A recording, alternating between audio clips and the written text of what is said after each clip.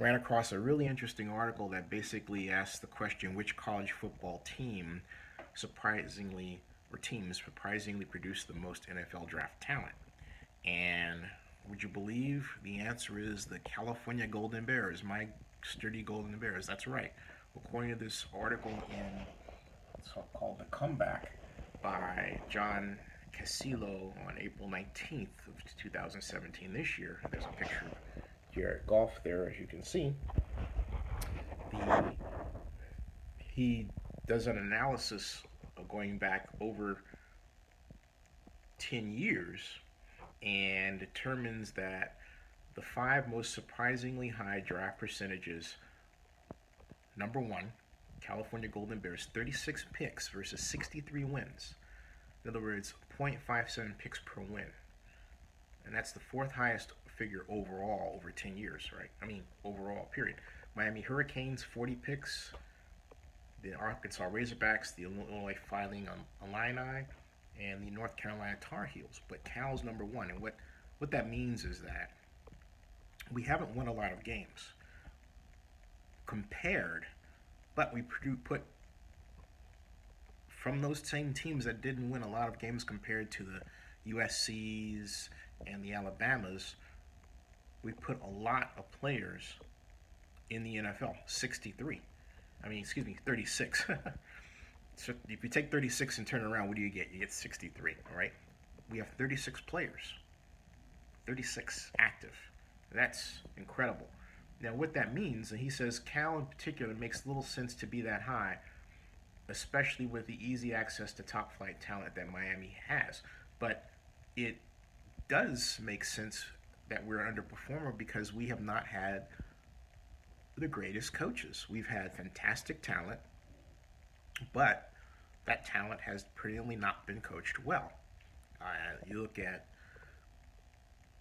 the current situation, well, not current because we have a new coach in Dave Wilcox, but you look at the situation with Sonny Dykes, and no offense to the Cal coach, who was a great person, great to meet, great with the alums, but the fact of the matter is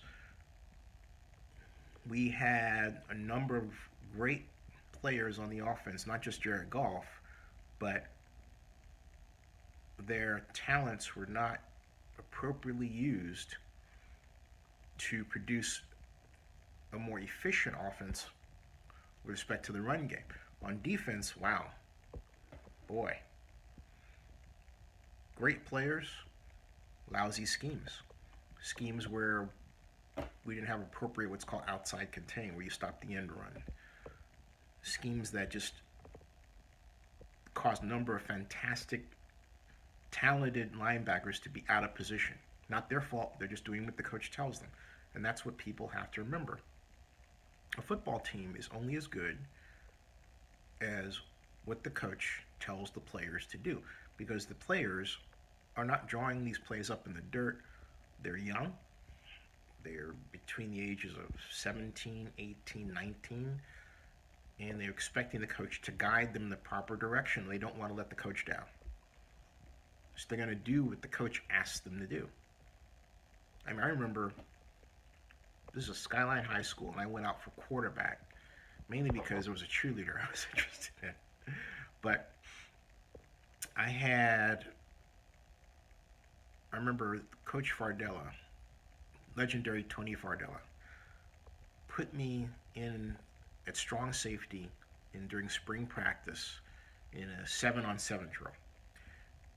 And we were lined up in what's called split backs. Some would call it red formation, where the fullback is on the right, the halfback is on the left, and we were playing lead left, which means the tight end was on the left side, which is actually on my side, over here on the right.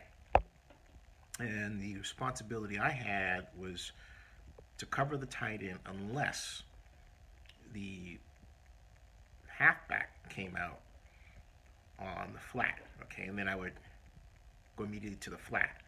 Well, I devised, it was man for man. I devised for myself a kind of an approach where I would buzz like I was covering the flanker, because if you think about it, you've got the tight end here and the flanker over here, right? And you've got the back. And so the back did flare. But what I did was I buzzed up like I was double covering the flanker, and then I went down to meet the halfback. So by the time the halfback had curled out, I was already in position to cover, right, or make a play.